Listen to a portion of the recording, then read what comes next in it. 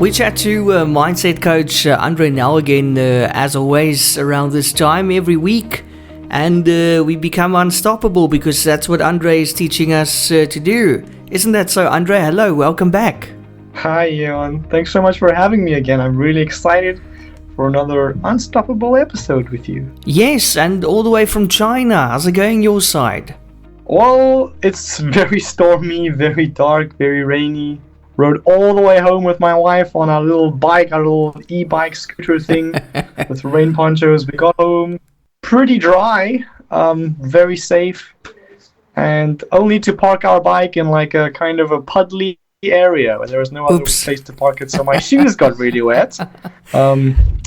But yeah, that's not the worst thing that could happen to a person, so I'm still positive, Yeah, positive. And we're actually going to talk about that just now, about negativity that happens to sneak into your mind sometimes, even when you don't even realize. But talking about the weather, it's been crazy all over the world. I just said to Andre off air that Dubai, last week they had a year and a half's rain in one day. It is insane. I don't know what's happening with the weather. People have all these theories, but we're not going to go into that now. So I have one. I have one. I think this is worth mentioning. It's about weather in China. So obviously, it's like speculated that the stuff in Dubai was cloud seeding. I'm not sure if you read about that, but that's exactly it. I heard. Yeah. Yep. So I was at a brunch once with some people here in China. Sounds weird to say. They were acquaintances. I didn't really know them, but they were friends of a friend. And so we went to brunch, and some of these people had been living in Beijing for like over 10 years. And I just asked them, how has Beijing changed throughout the years? And one of them mentioned to me, one of the people who were there at the brunch, they said that at one point, somebody in Beijing had the idea of digging out a mountain so that in the west, a mountain in the west, to allow wind to pass through that wouldn't normally get through, to blow clouds that were above Beijing towards the east.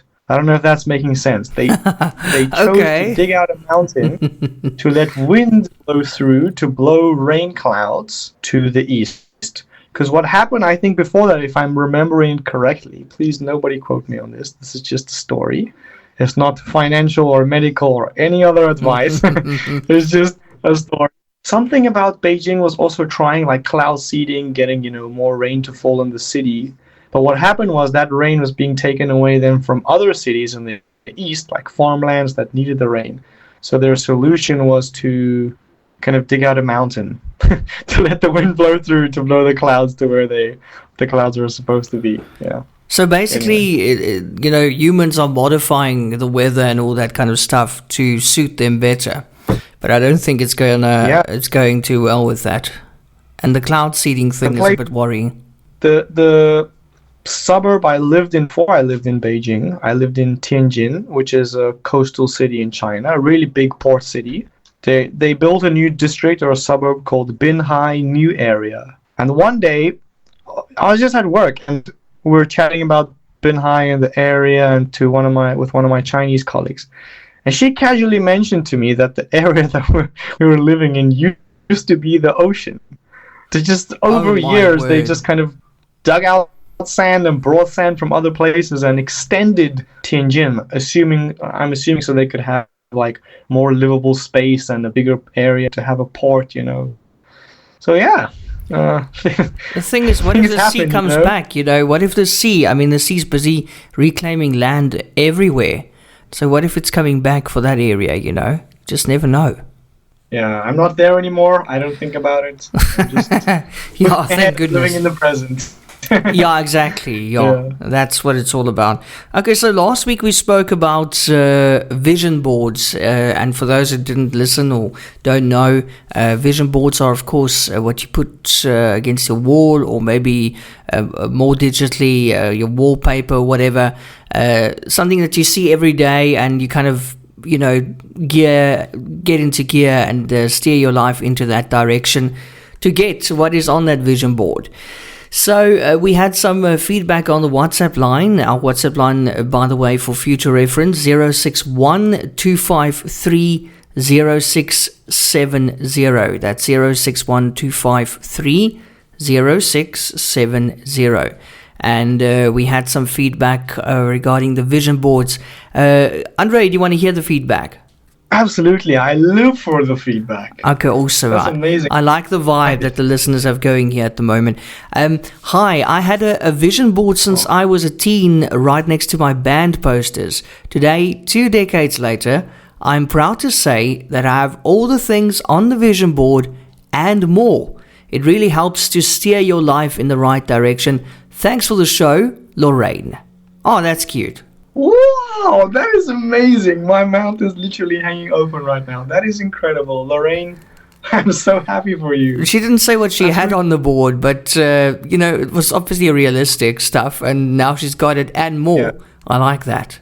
Well, we never know. It could have been outrageously big goals, but just the fact that she had a vision board and she focused on it every day, I think that's a real testament to the power of vision boards. Yeah, and 2 decades later, it takes time. To follow through on it. And one of the things that people often forget about having a vision and having goals is at some point you got to have faith, right? When you set your goals or your visions, it starts out with like a really strong desire. You decide you really want this thing. And then after a while, that initial like spark and that desire is going to fade a little bit, because your goal is not that exciting or new as it used to be. But it's still something that you want. And that's when you got to switch that desire into faith, right? Faith, or you could call it belief, just something where you know that it's going to work out, right? In your mind, you've got to know and have that faith or that belief that it's going to work out. And that repetition of faith, if you mix that in with the thoughts, if you mix that in every time you see your visions or your goals or you write them out, that's what's ultimately going to get you to where you want to be, to your vision and your goals, that faith. I don't know Lorraine, but I'm assuming she had a lot of faith in herself and in her goals, which is why ultimately she was able to achieve them. That is amazing. That's a great success story. Thanks for sharing that, Lorraine. And then this next one, oh my gosh. Okay. Growing up, I also had a vision board or two. A lot of it was unrealistic, like having my own spaceship. But at least my wife looks like the chick I wanted.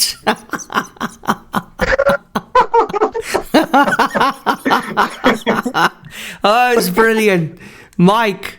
It's from Mike. Mike, that was brilliant. I'm not sure if you're serious, but that's hilarious. That's amazing. Perhaps, a spaceship's a bit unrealistic, but maybe the vision or idea he had of his wife was a bit more attainable, and so he got it. Yeah, that is more realistic. But boys are like that. They want to go on spaceships and, do kind of stuff like that. I wonder. Yeah. Here's what I wonder. I wonder if Mike's wife had a vision board of Mike on her vision board, and perhaps they're saying the same thing about each other. That's a very good question. So yeah, Mike, if you're listening right now, ask your wife please if she had a vision board with your picture. So I would imagine that Mike had a cutout of an actress or a model or something, and he put it on the vision board, and then obviously his wife looks very similar. Maybe she's got the same body build or something. Yeah, that's very funny. I must say, these two like comments that we've gotten about vision boards, I'm very jealous of the fact. Not jealous, but I wish in my younger days I had been more exposed to vision boards and created one, because I never had like really posters on my wall or anything. I never did a vision board or something like that. Probably because I didn't see myself as being very creative. Wow. Okay. But I wonder in retrospect what I would have put on it, and if I would ever achieve that. Yeah, I remember one of the things that I wanted to be when I first thought about what job I wanted to do when I grew up was to be an architect, because my dad's an architect. I'm sure everybody at some point wanted to be or do what one of their parents did. Yeah. But I think that's probably the least suitable job I could ever have, because I cannot draw. I cannot do any like visual spatial reasoning. It's just not my strength, So that for me was like, if I was to put that on my vision board, it would be a grave mistake because I don't have the capacity to be an architect. Yeah, but that's normal. And, as reality sets in as we get older, that usually doesn't align with what we want to do. But I think a lot of boys especially want to do what their dads do, just to be like that, usually, I want to be a firefighter, or I want to be a paramedic or a policeman or whatever, because they watch the movies and it looks so cool in the movies. Yeah. It's a different story in reality. I was way too fearful to want to be a firefighter or a policeman. Same, yeah, absolutely. Same, Andre, absolutely. So the next one is from Jane, who says, "Love the chats. I listen on Saturday mornings." Okay, that would obviously be the repeat on Saturday mornings at 9 o'clock. "The only thing you sometimes have control over in this life is your perspective." That's from Jane, talking about our topic last week, also perspective. So she says that's one of the only things in life that you have control over. What do you say to that, Andre? I say that's a very interesting perspective. And I like that perspective. I think, is it Jane, correct? Jane. Yes. Yeah, Jane. Jane's absolutely right. You have control over your perspective. And I think to even build on that is you're the only person who has that specific perspective, right? Nobody else has a perspective like yours, which automatically makes whatever you think or do or however you see the world incredibly unique. And if it's unique, that means it's special, it's powerful, it's one of a kind. And so, like, with your perspective comes your thoughts and your model of the world and how you brought up. So Jane's absolutely right. You do have control of your perspective, which can sometimes be a negative. Like we mentioned last week, we do sometimes get caught up in our own perspective and we forget the value. If we were to assume that our perspective is valuable because we have control over it, that means that we should also assume that other people's perspectives are valuable. Because if our perspective is unique, their perspective is unique as well. And we should definitely, once in a while, reach out and try to see things from a different perspective. It's all about perspective. When I was younger, I used to say that a lot. It's all about perspective, because you can take any event, and I promise you there can be a million people who just see it as like the worst thing to happen and, just ruined my day. And then you can take another group of like a million people and they can look at the same event, but their perspective is different, and it changes the whole meaning of the event or the experience. So perspective, it's incredibly powerful, and I think we're often not aware of how our perspective or even our judgment sometimes creates meaning in our lives. It's very interesting which is why I like to ask people to look at their own problems from a different perspective, from a friend's perspective, or pretend that their goals or their problems or their challenges are their friends or somebody else's. Because that shift alone, it really makes such a big difference in your life. Absolutely. And also that's where negativity can also creep in. And we're also going to talk about that today in this episode. Just quickly back to the vision boards. This is a very nice story that we also received. I think this was earlier in the week. We grew up really poor, and I remember that the vision board I had in my diary really helped me to get up for school in very bad circumstances. Whenever I felt overwhelmed or discouraged, I would look at my vision board and just keep dreaming. It saved me. And that was from R. Oh, that's amazing. You see the power of it. That's beautiful. That's really touching. Yeah. Thank you so much for sharing that, Omar. Yeah, so you that's see really incredible. I must have so much like faith and belief in him or herself, whoever it is, just to keep looking back at that vision and taking that vision and believing that it's going to become true one day. That's really amazing. Yeah. You see, it gets you through the hard times, eh? Just that motivation, just looking at that vision board and saying, I'm going to go to school because I want that car one day, or I want that house one day. So, there was a little child with that little book looking at it, and it helped him or her through life. I think it's brilliant. It saved me. It's a wonderful testament to the fact that whatever you want or whatever you have in your life first needs to exist in your mind. I think we've kind of touched on this in various ways, but it's something I'm realizing more and more and more, is that if I want something, if I want to experience something, or if I don't want to experience something, just like R shared in his message, first it's got to become real in your mind.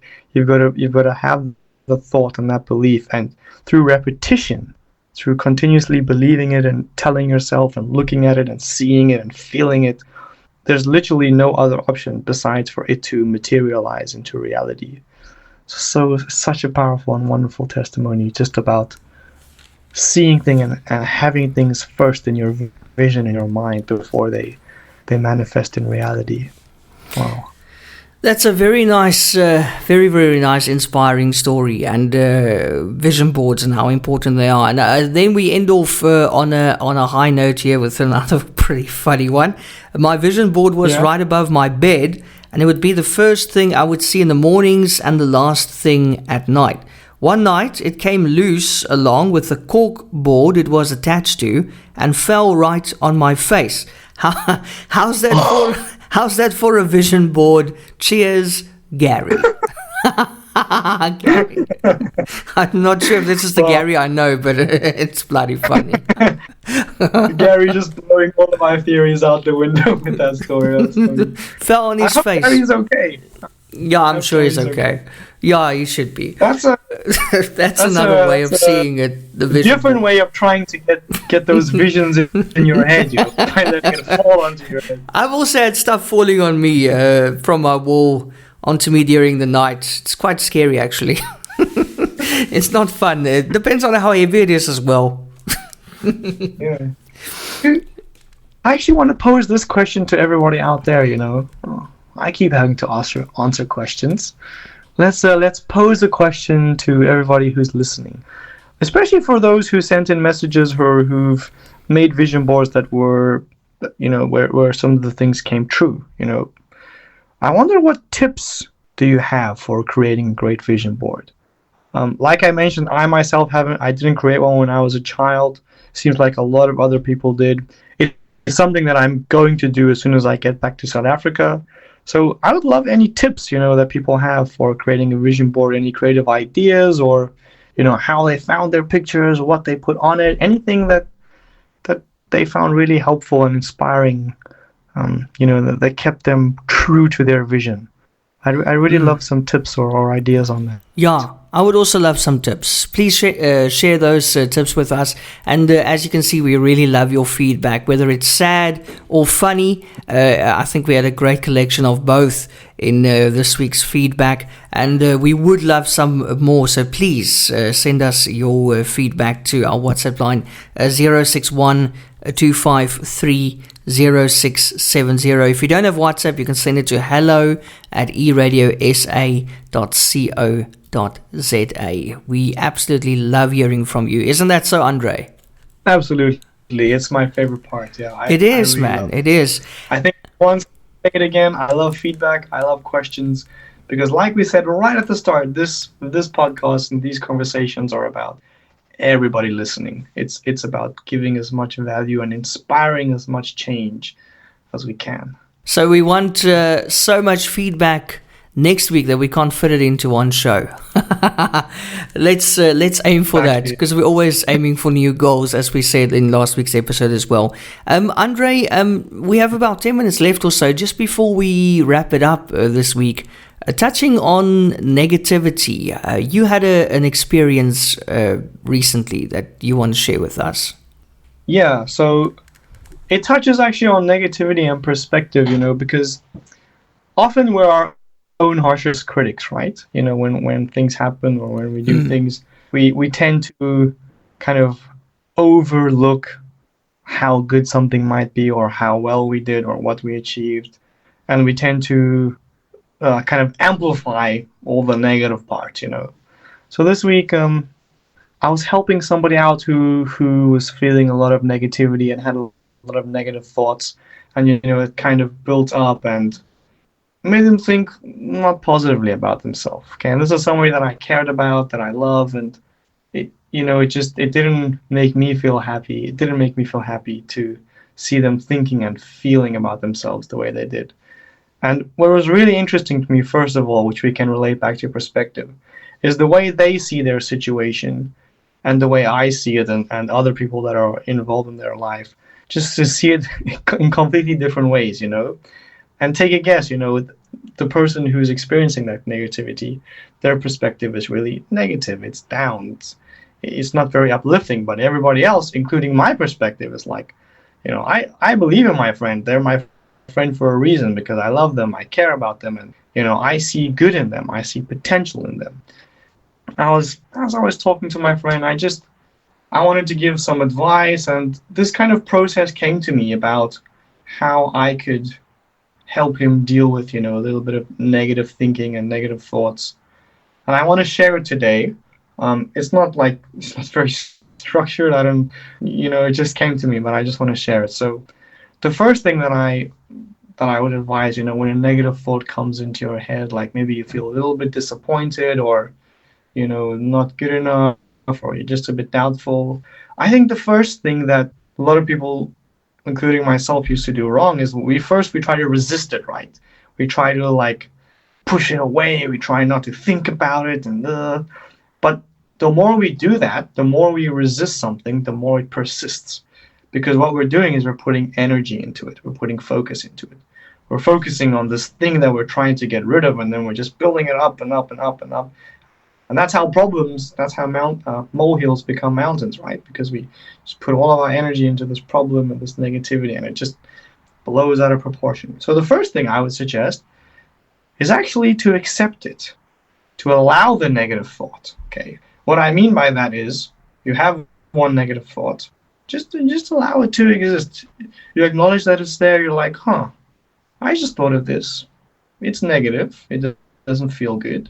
You're accepting it, okay? You're not allowing it to become more. You're just accepting it for what it is, and you're giving it space to exist. Because as soon as you do that, I think you allow for a very neutral space to exist in your mind. If you have a negative thought and you focus on just getting rid of it, you're putting a lot of negative energy into it and you're building it up. But if you just allow that negative thought to enter and you acknowledge that it's there, I think it creates a sense of calm and a space in your mind, like a mental space or mindset. Oh, look at that, a mindset of just neutrality and calmness. And I think the next step from that, which I shared with my friend, is just to start seeing this thought as an opportunity for growth. So it's negative. It's showing you an area of your life that's not ideal. So what can you do from the start? You can turn it into an opportunity for growth. Meaning, if the negative thought is like, I'm feeling disappointed, I didn't get done what I wanted to do today, the positive is to look at all of the things that you did get done, or all of the other days where you did such amazing work and you got a lot of things done and you felt good. So you kind of negate that. Once you've allowed it to enter your mind, you start to replace it and see it as an opportunity for growth. Or if you don't want to replace it with a positive thought, see what can you learn from this negativity? How can you make it helpful, right? One of the things that we've spoken about in the past is there's not really much such a thing as a right mindset, but for me, it's all about having a helpful mindset. And a negative thought isn't really helpful. So seeing what you can learn from the thought, how you can turn it into something helpful, would be a really nice second step, just when negative thoughts enter your space. From there, you've given this negative thought space, you've learned from it, it's an opportunity for growth. There, I love this saying. When I learned this for the first time, it's really wonderful. From there, you tell yourself, all right, thank you for sharing, delete, delete, delete. And you tell yourself these words, delete, delete, delete. And you replace that negative thought with something positive, and you start building on that positive. You start appreciating who you are, appreciating what you've done, appreciating what you have. You show some gratitude, and you amplify that. You feel how that appreciation and that positivity starts filling up your mind. One positive thought turns into another. All of a sudden, you're sitting differently, your chest is puffed, you're standing tall, you're sitting tall, you're feeling much better. And as soon as you've reached that point of where you've amplified it enough and you feel better again, what do we all need to do every day? We need to breathe. What do we often not focus on? Breathing. We just let go, we exhale, and with that breath out, we just let go of whatever negativity came in, and we move on. And by doing this, I think you really allow yourself to take control of yourself in your mind when negative thoughts enter, or when negativity enters your mindset, your mental space. You take control of it and you learn to use it to your advantage. And what's going to happen is, if you repeatedly turn something negative into something positive, soon that negative stuff's not going to show up anymore, because every single time you've conditioned it to turn into something positive. And yeah, that's what I share with my friend. As I'm saying it now, I'm kind of tweaking the process as I'm going, but I thought it would just be valuable to share with you and to share with everybody else, for anybody who's feeling a bit negative and who might be a bit overwhelmed with negativity right now. I hope it's helpful. Thank you, Andre. That was excellent, and what a way to end another edition of Become Unstoppable with Andre Nel. Andre, you do private coaching sessions as well. Can you give us your website again and your details, please? Oh, it will be an absolute pleasure. So my website is www.andrenelcoaching.com. Everything you need to know is there. You can read about my coaching, about what I do, about the amazing results that you can experience, and from there you can make a booking on my bookings page. It's very simple. Choose a time and a date that suits you, and the first session is free. I offer a free discovery coaching session for you to get a sense of what coaching is like, to start to feel energized, gain some clarity, and see for yourself if you want to continue with it or not. If you don't want to go to my website, you just want to get in touch with me straight away, I'm available by email at andre@andrenelcoaching.com. So ANDRE, andre@andrenelcoaching.com. That's Nel with one L. Some people spell it with two, but it's one L. Like the South African Afrikaans Nel, because he is South African and he's coming back soon, right? Yes, I'm coming. The time is flying by so quickly. Yeah, you gotta finish packing, eh? It's coming. But it's great. It will be nice to have you closer, Andre. Oh yeah, it's gonna be amazing. I'm really testing my faith as well in my vision and my ideas about South Africa throughout this whole time. I'm doing a lot of mindset, mental, internal work, and just making sure I have faith and belief that everything is gonna go how I would like it to go. And if it doesn't, I know I'll be okay, because, I'm capable of turning these negative things into opportunities for growth. It's an opportunity for me to live congruently and to practice what I preach, as they say. Yeah. Love it. Andre, thank you so much. Until next week, same time, same place. Amazing. See you there. Take care. Bye.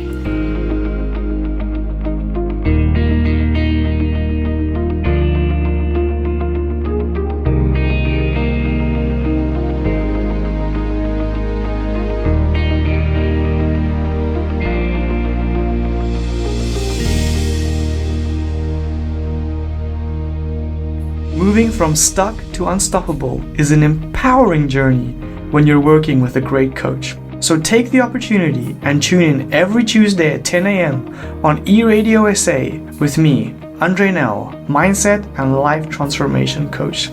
Propel yourself into the realm of your untapped potential and break free from the invisible chains of your limitations. Book a free discovery coaching session with me by heading over to my website, www.andrenelcoaching.com. See you there.